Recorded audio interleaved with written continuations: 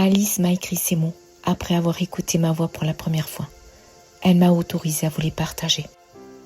Aujourd'hui, j'ai rencontré une voix. Une rencontre que l'on ne peut pas oublier. Une rencontre que l'on ne peut même pas espérer, car on ne se doute pas qu'elle puisse exister en ce monde. Sa voix m'apaise, me calme, touche mes profondeurs. En me laissant porter par sa voix, je prends conscience que depuis des décennies, je suis aux prises d'une tempête émotionnelle et je ne le savais même pas.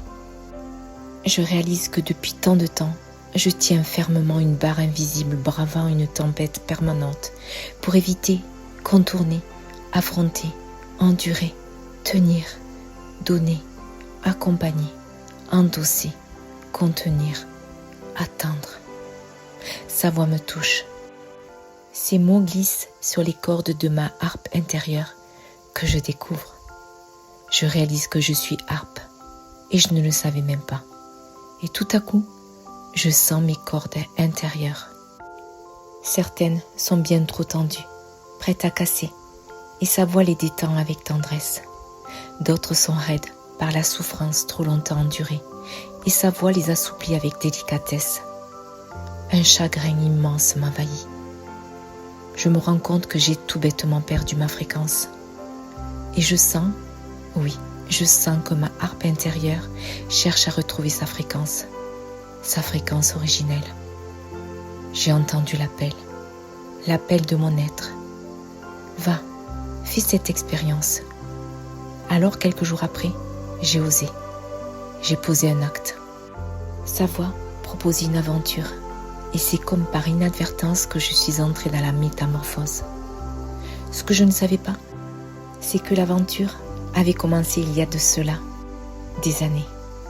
Lorsqu'avec mes petits élèves nous observions ces petites chenilles élevées en classe, s'enfermer dans leur chrysalide, puis un beau matin, en sortir, pour notre plus grand bonheur, de beaux papillons. Mais que se passait-il dans la chrysalide qui parfois se mettait à trembler subtilement? Nous ne le savions pas, mais cela nous touchait, nous interrogeait.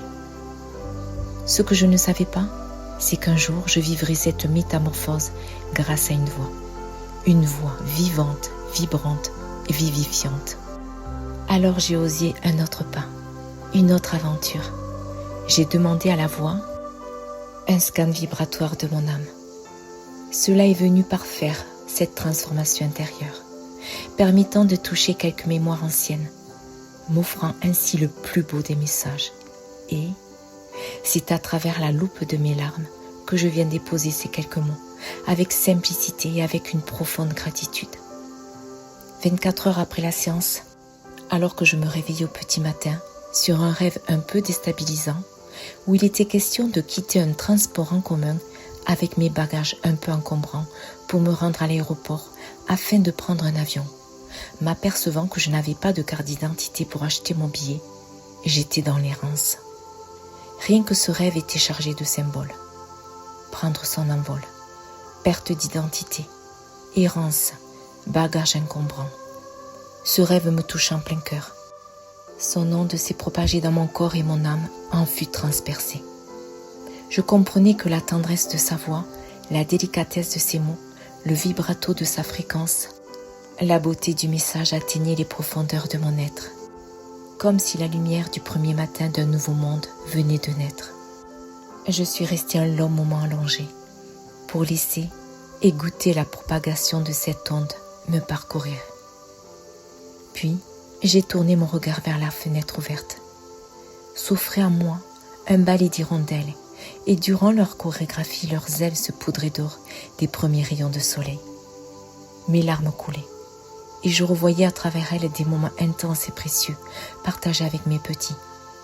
J'avais observé le vivant sans savoir qu'un jour, je le vivrais à mon cœur, à mon âme, à mon corps. Parfois nous sommes chenilles, parfois chrysalides, parfois papillons. Le vivant nous traverse, parfois par une simple voix, et un nouveau chemin se dessine. J'ai compris que désormais, je pouvais laisser s'en aller le passé. Ma vie n'était pas un échec. Ma vie est en perpétuelle transformation. Même une voix peut permettre cette aventure. Sa voix et présence et présent. Merci Isabelle. Merci à toi de m'avoir confié ces mots.